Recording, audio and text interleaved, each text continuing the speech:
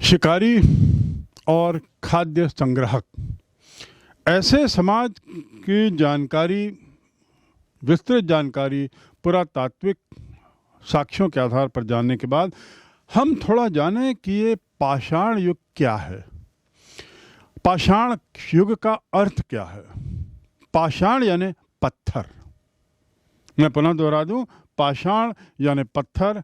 प्रारंभ में जो मानव है वह भोजन उगाता तो नहीं था, उत्पन्न तो नहीं करता था, वो उत्पन्न करने वाला प्राणी ही नहीं था। वह तो केवल कंदमूल और जो भी जानवर वगैरह की लाश मिलती थी उसको खाता था और उसके आधार पर अपना जीवन यापन करता था।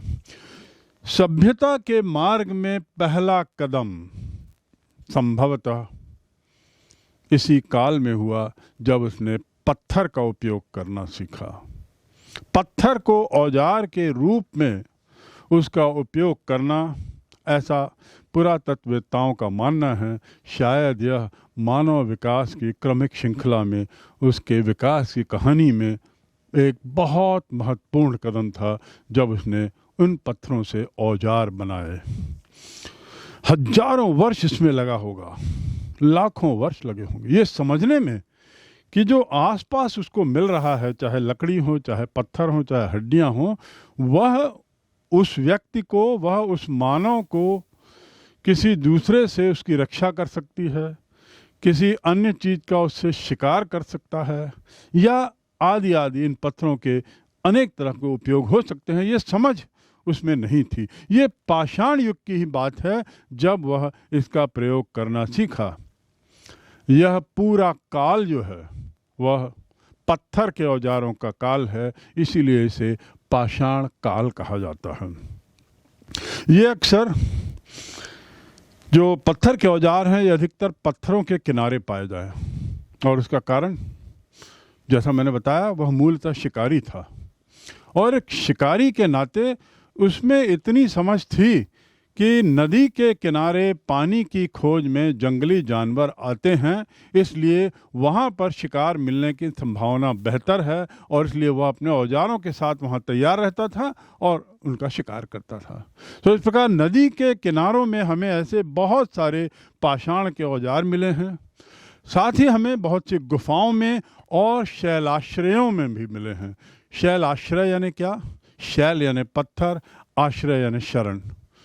पत्थरों से जहाँ उसको शरण मिली, बड़े बड़े पत्थरों के चट्टानों जो रखी होंगी उसके किनारे आजू बाजू दुबक के जो रहा, वहाँ भी ऐसे औजार मिले हैं। तो यह काल मूल रूप से पाषाण काल कहलाता है, और सभ्यता की प्रगति में, मानव के सभ्य बनने के मार्ग में ये शायद पहला कदम माना जाता है।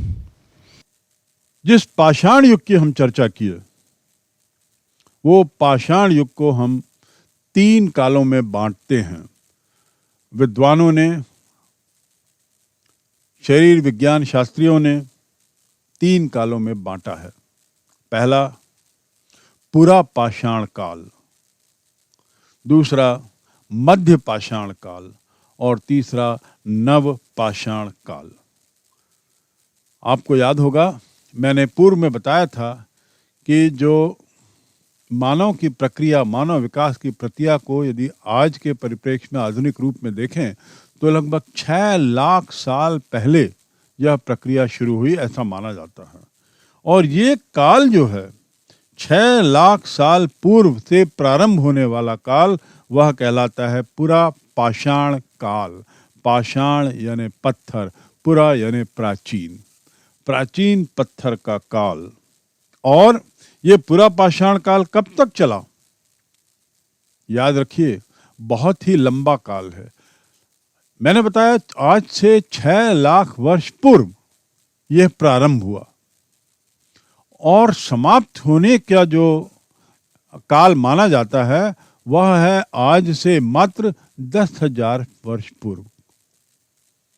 तो पूरा पाषाण काल, एक तरीके से पूरा ही पाषाण काल को हम पूरा पाषाण काल कह सकते हैं, क्योंकि मात्र 10,000 वर्ष जो है वह मध्य पाषाण और नव पाषाण में विभाजित है। और मध्य पाषाण और नव पाषाण काल हमारे बहुत निकट का काल है, जिसके बारे में हमें बहुत से अन्य स्रोतों से भी जानकारी मिल सकती है। 6 लाख साल पूरा पाषाण काल प्रारंभ हुआ, 10,000 वर्ष पूर्व समाप्त हुआ, और नवीन पाषाण युग, जैसा मैंने बताया, ये बहुत कम समय का काल है, केवल 5,000 वर्ष। यानी आज से 5,000 वर्ष पूर्व नवीन पाषाण काल प्रारंभ हुआ होगा, ऐसा विद्वानों का मानना है। और इन दो कालों के बीच के काल को मध्यकाल कह सकते हैं। वह भी लगभग 5,000 वर्ष का रहा होगा। एक बात हमको यहाँ पे ध्यान देनी है, और वो है कि पाषाण युग दुनिया के सभी देशों में एक साथ शुरू नहीं हुआ। पाषाण युग, जिसका प्रारंभिक काल हम आज से 6 लाख साल पूर्व मानते हैं, वह ऐसा माना जाता है कि पूरी दुनिया में अलग अलग समय में पाषाण युग शुरू हुआ। और ऐसे ही पूरा पाषाण काल की समाप्ति का काल भी अलग अलग रहा होगा। आवश्यक नहीं कि सभी जगहों में आज से 10,000 वर्ष पूर्व के आसपास हम मध्य पाषाण काल का प्रारंभ माने। ये काल अलग अलग क्षेत्रों में अलग अलग है। कुछ जगहों में तो पाषाण युग लगभग 150 वर्ष पूर्व तक चला। कहने को तो नव पाषाण युग भी पाषाण युग ही है, मध्य पाषाण युग भी पाषाण युग ही है, लेकिन एक तरीके से पूरा पाषाण काल भी आज से लगभग 150 साल पूर्व तक चला, ऐसा भी कई विद्वानों का मत है। क्योंकि आज भी कई ऐसी जातियां मिल जाएंगी, ऐसी प्रजातियां मिल जाएंगी जो बिल्कुल पूरा पाषाण युग जैसा जीवन बिता रही हैं, और इनका अध्ययन करना बड़ा रोचक होगा। एंथ्रोपोलॉजिस्ट जिनको हम कहते हैं, जो लोग इस पुरानी सभ्यताओं का, जो जंगलों के अंदर बसी हुई हैं, समाज से बिल्कुल अछूती हैं, और तो और जिन्हें वर्तमान समाज की कोई जानकारी नहीं है, इतना वो अंदरूनी इलाकों में रह रही हैं, वे लोग शायद आज भी पाषाण युग में ही रह रहे हैं, ऐसा विद्वानों का मानना है। तो ये तो बात हुई कि पाषाण युग का वर्गीकरण 3 भागों में, और उन 3 भागों में वर्गीकरण करते समय हम कह सकते हैं कि अलग अलग जगहों में जरूरी नहीं कि ये 3 भागों का काल एक जैसा हो, लेकिन हाँ, मोटा मोटा लगभग 6 लाख साल पूर्व इनका प्रारंभ माना जाता है, और वर्तमान काल जो है वह नवपाषाण युग के रूप में देखा गया। पुराना काल में, पूरा पाषाण काल में जो आदमी का जो जीवन था, आदमी कैसे रहता था, वह शिकारी था, और जैसा पहले बताया संग्राहक था, यानी इकट्ठा करके रखता था। उसका जो मुख्य काम था, सुरक्षा के अलावा, अपनी सुरक्षा के अलावा उसका काम था भोजन इकट्ठा करना, संग्रहण करना और शिकार करना। यही तो उसके कार्य थे। तो इसी के आधार पे जो 3 भागों में बांटा है, तो इन 3 भागों में बांटने का आधार उस समय के पाए गए औजार हैं। विद्वानों का मानना है कि पूरा पाषाण काल में आदि मानव ने वातावरण के अनुकूल अपने को ढालना सीख लिया था, और बुद्धि के बल पर जिसे कहते हैं प्रकृति से टक्कर लेने लगा। यानी थोड़ा सा उसका बौद्धिक विकास हो गया था, और दिमाग लगाकर कैसे टक्कर लेने लगा, जैसे उसने पत्थर को नुकीला बना लिया और दूर से अब वो जानवरों पर प्रहार करने लगा। ऐसे ही तीर जैसी कुछ चीज बना ली, और दूर से उसने चिड़िया, पक्षी, कंदमूल आदि को मारा।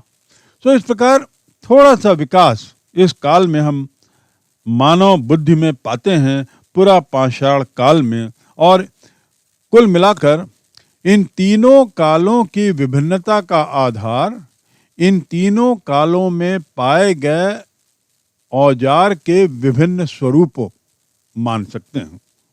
इनके औजारों में अंतर है, और यही अंतर इन 3 कालों को विभाजित करता है। मनुष्य की श्रेष्ठता का मुख्य कारण क्या है?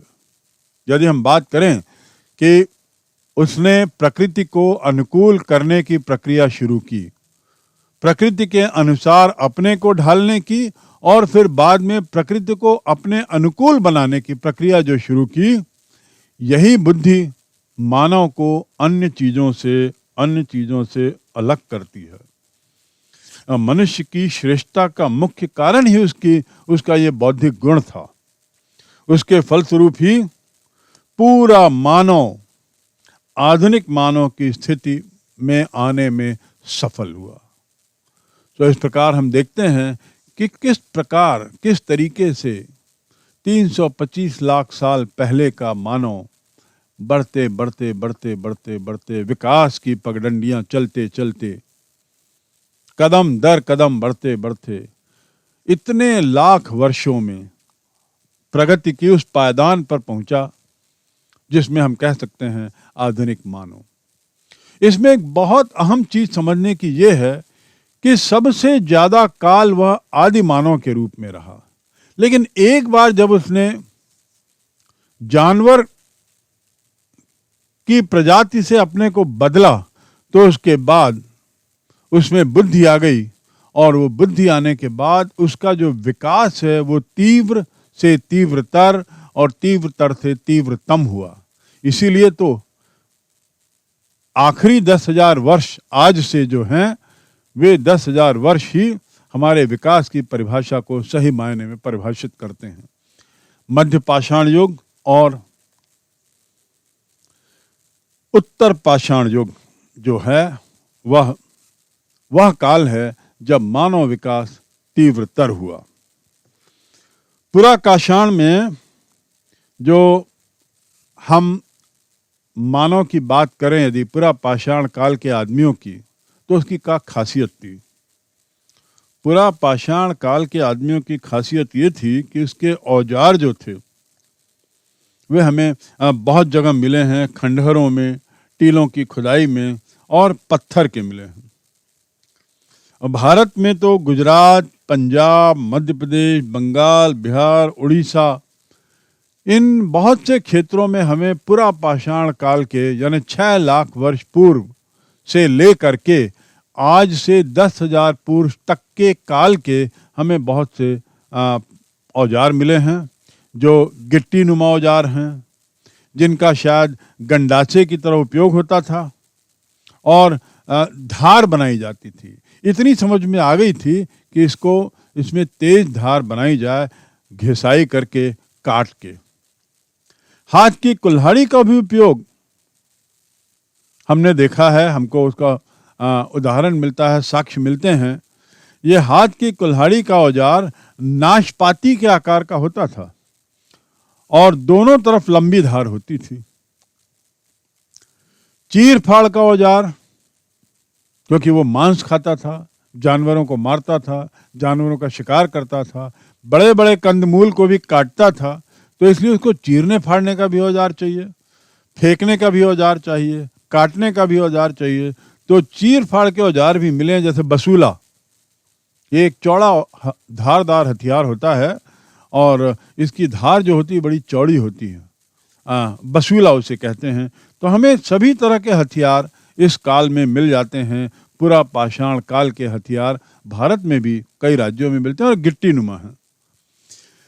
मध्य पाषाण काल के औजारों में उनकी बात करें, क्योंकि जैसा पहले ही बताया गया कि तीनों कालों का विभाजन उन कालों में पाए गए औजारों की विभिन्नता के आधार पर है। तो इस काल के औजार कैसे भिन्न हैं? इस काल के औजार में हमको खुरचनी मिलती है, हाथ की कुल्हाड़ी मिलती है और शल्फ नुमा औजार मिलता है, फलक भी मिलता है और आदि आदि। उत्तर पूरा पाषाण काल है, जो बिल्कुल निकट का काल है, इसमें फलक बहुत ज्यादा मात्रा में मिलते हैं और तीनों जो पूरा पाषाण काल के जो तीनों भाग हैं उसमें कुल्हाड़ियाँ, छेनी, खुरचनी सबसे ज्यादा प्रमुखता से पाई जाती हैं। कुल्हाड़ियाँ, छेनी और खुरचनी, यानी काटने और छीलने फाड़ने के हथियार ज्यादा हैं। पुरा पाषाण के औजार खुरदरे होते थे, बेडौल होते थे, उनका कोई आकार नहीं होता था, लेकिन हाँ धार बना दी जाती थी और बड़े दिखने में भौंडे होते थे, अजीब टाइप के होते थे। कोई इसका ऐसा नहीं लगता था कि इसको कोई शेप देने का, कोई आकार देने का प्रयास किया गया है। बस धार किसी भी तरफ मिल जाए तो वो उनका एक औजार हो जाता था। और उसका कारण क्या था कि आदमी में बुद्धि तो आ गई थी, लेकिन कारीगरी जितनी समझ नहीं थी, वह कारीगर नहीं बना था। अभी भी वह काफी कुछ आदि मानव के रूप में ही था, कारीगर नहीं बन पाया था। पत्थर को तोड़कर औजार बना लिया, जैसे एक पत्थर को उसने मारा जमीन पर, टूटा, टूटने से एक पत्थर यदि धारीदार दिख गया तो वो उसकी मदद ले सकता था, ले लेता था और समझ जाता था कि यह धार चीर फाड़ के काम आ जाएगी। लेकिन उसको सुंदरता देना, उसको एक आकार देना, पकड़ने के लिए उसको सुविधाजनक बनाना, ये उसकी समझ से परे था। दूसरी बात जो पुरा पाषाण काल की है, एक तो औजार के आधार पे हम कह सकते हैं कि इस काल के औजार कैसे थे। संग्रहण के बारे में हमने पहले ही बताया कि शिकार और भोजन संग्रहण इस काल के मुख्य कार्य थे। ऐसे भी उदाहरण मिले हैं जहाँ पे विद्वानों का मत है कि ये लोग शायद पक्षियों के अंडे भी बीनते थे और खाने योग्य जड़ें भी निकालते थे और कीड़े मकोड़े खाने के लिए उनको घरौंदों से खोजते भी थे। बिल में छिपे हुए जानवरों को भी पकड़ते थे। आपको ये सब समझने के लिए सही तरीके से आपको उस काल में जाना होगा जिस काल की ये बात हो रही है। हम इतने पुराने काल की बात कर रहे हैं, उस काल तक जाना होगा, आपको अपने मन को ले जाना होगा, तब जाकर हम इस विकास की यात्रा में रुचि ले सकेंगे और विकास की यात्रा को समझना हमारे लिए थोड़ा सरल हो जाएगा। यानी आदमी कितना धीरे धीरे, कितने लाखों वर्षों में, कितने हजारों वर्षों में ये सब किया, और ये स्वयं में हम इसको एक अचीवमेंट मानते हैं। बिल से जानवर को निकाल के खाना, घरौंदों से कीड़े मकोड़ों को खोजना और इसके अलावा संग्रहण करना, अंडों को इकट्ठा करना, उनको बीनना, जड़ों को काटना और उनको खाने की व्यवस्था करना, यहाँ के इस काल के आदमियों की हम बात कर रहे हैं जो लोग ऐसा करते थे। और ऐसा करते हुए इस काल के मानव जानवरों से बहुत आगे हो गए थे, क्योंकि जानवर जानवर ही रहे। अधिकतर जानवर आज भी इनमें से कुछ भी नहीं कर पाते और इसीलिए वे जानवर ही रह गए हैं। इसके अतिरिक्त ये लोग झुंड बनाकर रहते थे, पत्थरों, औजारों, डंडों और मूसल लकड़ियों से लैस होके शिकार भी करते थे। यानी वो समझ गए थे आदमी, इस काल के, पुरा पाषाण काल के आदमी, के झुंड में रहने का अपना महत्व है, शायद एकता में ही ताकत है, ऐसी भावना की शुरुआत उस समय हो गई थी। तभी वो लोग एक साथ झुंड में घूमते थे और ऐसे जंगली जानवरों का शिकार एक साथ करते थे, जैसे हिरण, भैंस, सुअर, बकरे आदि। मछली भी पकड़ना सीख लिया। खेती करना और पशुपालन नहीं जानते थे। ये याद रखेंगे कि पुरा पाषाण के लोगों को खेती करना नहीं आता था और पशुपालन भी नहीं आता था। पशुपालन क्या होता है? जिसमें पालतू जानवरों को पालतू बनाया जाए, ये कला उनको नहीं आती थी।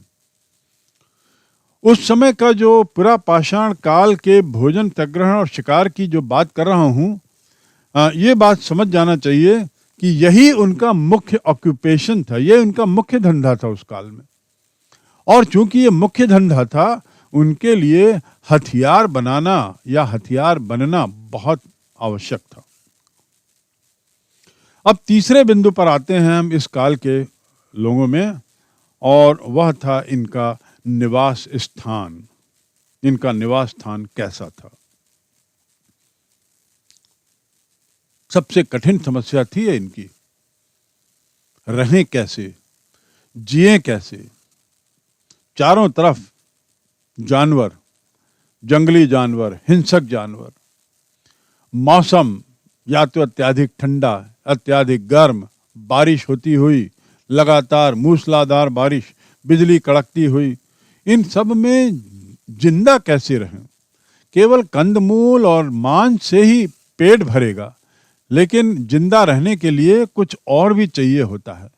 और प्रारंभिक मानव को समझ नहीं थी कि ये कुछ और क्या है, लेकिन धीरे धीरे उसको समझ में आने लगा कि पेड़ के नीचे चले जाएं तो शायद छाया मिल जाती है, शायद पानी की मूसलाधार बौछारों से बचा जा सकता है। और अन्यथा उसके मन में सतत भय था, आंधी का, तूफान का, गर्म हवाओं का, ठंडी हवाओं का, ठंडी हवा के थपेड़ों का, रात का, जंगली जानवरों का, आदि भय उसको सतत सताया रहता रहा होगा।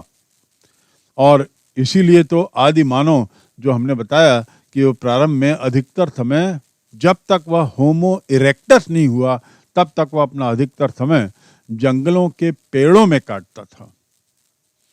और देखिए, जंगलों के पेड़ों में जब वो अपना अधिकतर जीवन काटता था, उसका उद्देश्य होता था सुरक्षा। और जब तक वह सुरक्षा के लिए जंगलों के पेड़ों में उसने ज्यादा समय निकाला, तब तक वह होमो इरेक्टस नहीं बन सका। लेकिन एक बार हिमाच्छादित दुनिया के कारण जब ऐसा काल आया, जब विश्व में चारों तरफ बर्फ ज्यादा हो गई, तब आदमी उन जंगलों से निकला और जंगल भी कम हो गए और वो समतल मैदान की ओर आया, घास के मैदान की ओर आया। तब वहां से उसके मानव विकास की प्रक्रिया थोड़ी तीव्र हुई। ये एक बहुत समझने की बात है।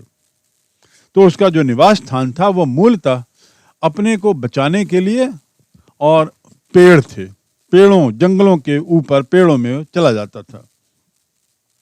बाद में पहाड़ों की कंदराओं में, गुफाओं में, नदियों के किनारे, बड़ी बड़ी चट्टानों के सहारे अपना उसने जीवन यापन शुरू किया। लेकिन इस सब के पीछे कोई बुद्धि का प्रयोग नहीं था। ये सब के पीछे ऐसा नहीं कहा जा सकता कि उसने अपना दिमाग लगाया और इसलिए वह समझ सका, ऐसा नहीं है। यह उसने एक तरीके से अनुभव किया कि पेड़ के नीचे आने से उस सुरक्षा उसकी पानी से हो जाती है, इसलिए वो पेड़ के नीचे जाने लगा। क्यों होती है, यह कारण उसकी समझ से परे था। चौथी खासियत पुरा पाषाण काल की, आदि मानव वस्त्रहीन था, वह नग्न रहता था,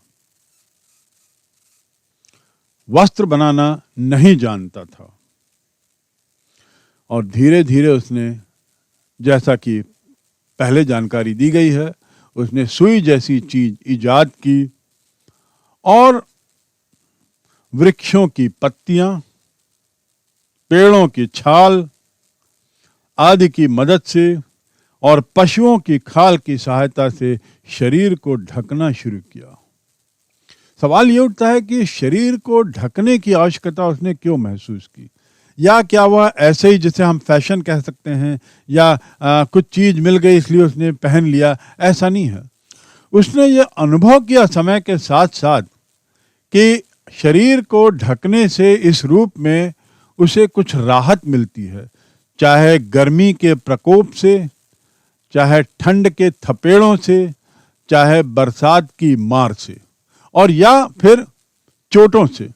यदि वह नग्न बदन घूमता था, जंगलों में पेड़ों के बीच से जाता आता था, तो काफी छिल भी जाता रहा होगा। लेकिन अब उसको इतनी समझ आ गई कि जब वो कुछ पहनता है तो छिलने की संभावना थोड़ी कम हो जाती है, और इसलिए उसने पहनना भी शुरू किया इसी काल में। तो ये पूरा पाषाण काल की ही बात है, जब वह नग्न अवस्था से धीरे धीरे उसने पत्तों की शाखाओं, पत्तों से, छाल से और उसके अलावा खाल से अपने को ढकना शुरू किया। भोजन की बात हो गई, शिकार की बात हो गई, निवास की बात हो गई। अब आखिर आदमी रहता कैसे था? जैसा बताया है कि वह भोजन की खोज में यहाँ वहाँ भटकता था और उसका मुख्य धंधा तो शिकार ही था। तो शिकारी जो है वह शिकार की खोज में उसका लक्ष्य तो केवल शिकार रहता है, जगह नहीं रहती। क्योंकि जगह के आधार पर यदि वो तय करे कि मैं वहां पे शिकार पाऊंगा तो निराशा ही ज्यादा लगेगी। तो इस प्रकार आदमी जो है वह शिकार की खोज में भटक जाता था, और झुंड में भी यदि चलता था तो उसमें कई बार भटकाव आ जाता था। और इसी का परिणाम था कि हम इस काल के आदमियों को एक तरीके से कह सकते हैं खाना बदोश था, यायावर था। कोई स्थान, रहने के स्थान का कोई रहने के स्थान की किसी तरह की निश्चितता नहीं थी। भोजन की खोज में घूमता रहता था, भटकते रहता था और विचरण करते रहता था। क्योंकि जंगल के फल फूल और मांस आदि खा के उसे रहना है, तो उसे जहां मिल गया या जहां उसको ये चीजें मिलने की संभावना रही, वहां उसने वहां उसने अपना मुंह मोड़ लिया, और इस प्रकार वह एक तरीके से खाना बदोश था। ये वही काल है जिसने एक ऐतिहासिक बदलाव लाया।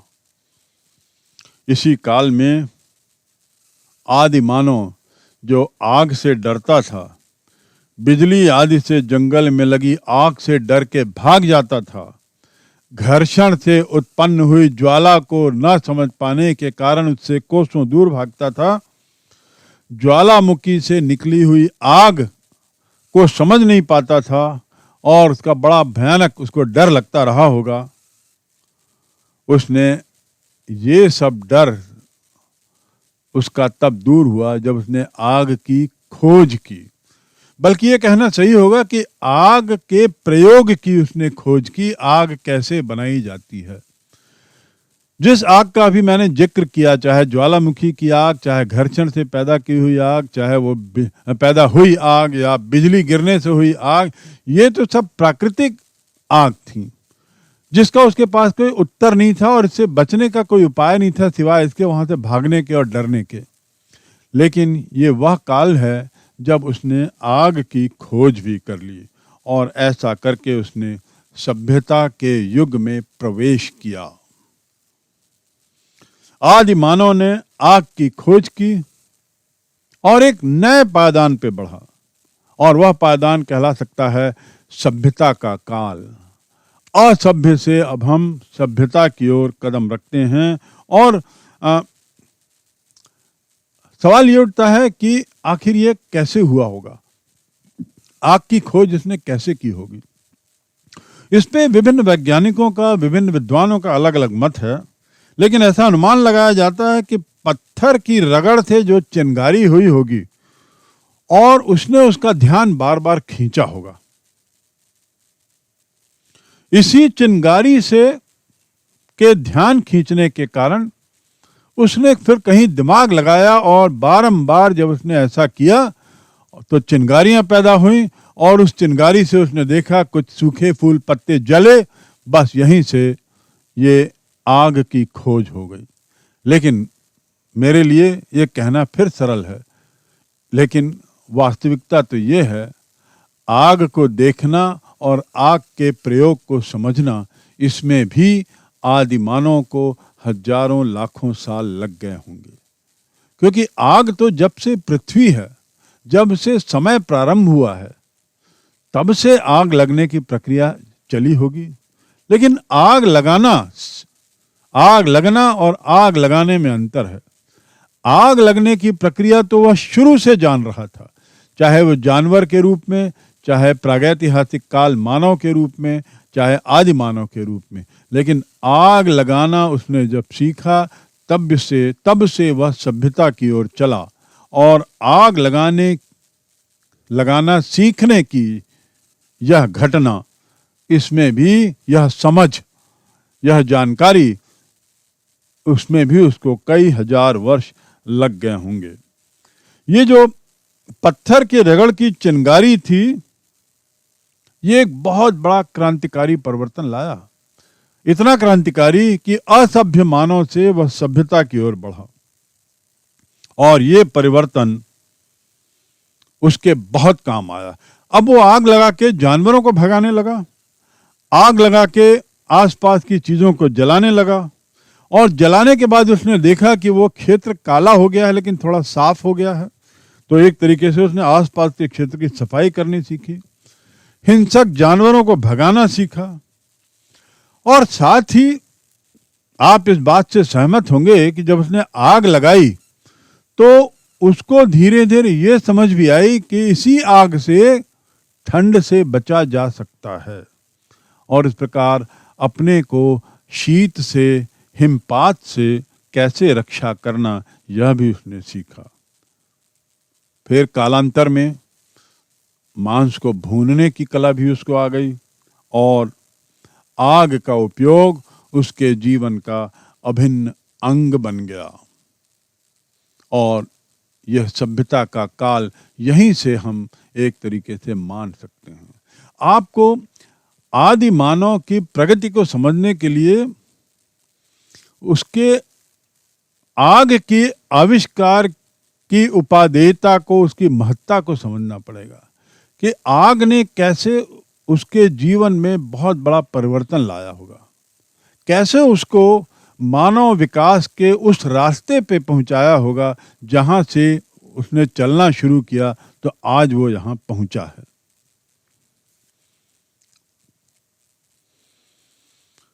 मृतक का संस्कार, मुर्दों को जलाने और दफनाने का तो कोई रिवाज था नहीं उस समय। मरे तो छोड़ के चले गया, दफनाने की कोई बात ही नहीं थी।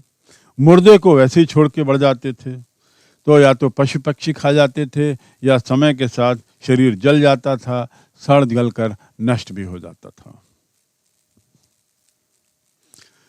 इस काल की अंतिम बिंदु पर यदि हम बात करें तो वह है कला। क्या वह आदि मानव जो यायावर था, जो भोजन संग्रह और शिकार पर निर्भर था, जिसका मूल धंधा शिकार था, क्या वह कला जैसी कुछ चीज से वाकिफ था? यह उसका सर्वाधिक रोचक पहलू है। इस काल के मानव के जीवन का सबसे महत्वपूर्ण पहलू यही है, एक तो आग है, आग का आविष्कार या आग की खोज, और दूसरा कला। जो उस समय ऐसे हमको बहुत सी गुफाएं मिली हैं, जिन गुफाओं का काल तो आदि मानव का काल है, प्रागैतिहासिक काल है, और उन प्रागैतिहासिक काल की गुफाओं में जिसमें संभवतः वो अपनी सुरक्षा के लिए रहता होगा, वहां कुछ ऐसी चीज मिली है जिसे हम चित्रकारी कह सकते हैं, नक्काशी कह सकते हैं। तो क्या वे चित्रकला से वाकिफ थे? यह एक बहुत बड़ा प्रश्न है, लेकिन उसका उत्तर है कि शायद वे कला से वाकिफ थे और रंगों से भी वाकिफ थे। शिकार के ही चित्र अधिक बनाते थे क्योंकि वह शिकार ही उनका मुख्य धंधा था। उनका जीवन शिकार के आसपास ही था, शिकार उनके जीवन का केंद्र था, तो उसकी चित्रकारी में भी शिकार ज्यादा दिखते हैं। लंबी सूंड वाले हाथी, तने हुए सिंगों वाले 12 सिंगे और घायल हाथियों का चित्रण उसने किया है। ऐसी कुछ गुफाएं हमें मिलती हैं। इससे पता लगता है कि चित्रकला में वो थोड़ा सा माहिर था और उसकी रुचि थी। स्पेन की जो अल्तमीरा गुफा है स्पेन में, और लास्को फ्रांस में, यहाँ की गुफाओं में इस तरह के चित्र पाए जाते हैं जिसमें शिकार का विस्तृत विवरण दिखाई देता है, और हमें काफी जानकारी मिल जाती है उस काल के शिकार और संग्रहण की कला की, और उनके कपड़ों की, उनके वस्त्रों की, उनकी बहुत सारी आदतों की जानकारी इन गुफाओं में निहित चित्रकला के माध्यम से मिल जाती है। कई गुफाओं में तो ऐसे भी चित्र मिले हैं जिससे लगता है कि शायद इस काल के लोग नृत्य कला से भी वाकिफ थे। डांसिंग पोस्चर में, नृत्य मुद्रा में, जिसे हम मान सकते हैं कि ये सब नृत्य मुद्रा दिख रही हैं, इसमें लोग दिखाई दिए हैं, तो संभवतः आमोद प्रमोद भी इसी काल में शुरू हो चुका था। ऐसा कुछ विद्वानों का कहना है। नृत्य का जन्म भी इस काल में हो चुका था। सौंदर्य प्रेम, अब नृत्य से क्या पता लगता है? जो मुद्राएं नृत्य करते हुए आदि मानव की बनी हैं और स्त्रियों की बनी हैं, उन मुद्राओं से साफ झलकता है कि सौंदर्य प्रेम, सुंदर दिखने का जो सुंदर दिखने की जो इच्छा थी वह शुरू हो गई थी।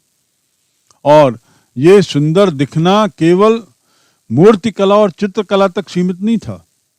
जिस तरीके के आभूषण स्त्रियों और पुरुषों के द्वारा पहने दर्शाए गए हैं या मिले हैं, उससे तो लगता है कि ये वास्तव में आदि मानव, इस काल का आदि मानव सौंदर्य कला से वाकिफ था, उसे सौंदर्य प्रेम था, सुंदर बनना और सुंदर दिखना उसने सीख लिया था।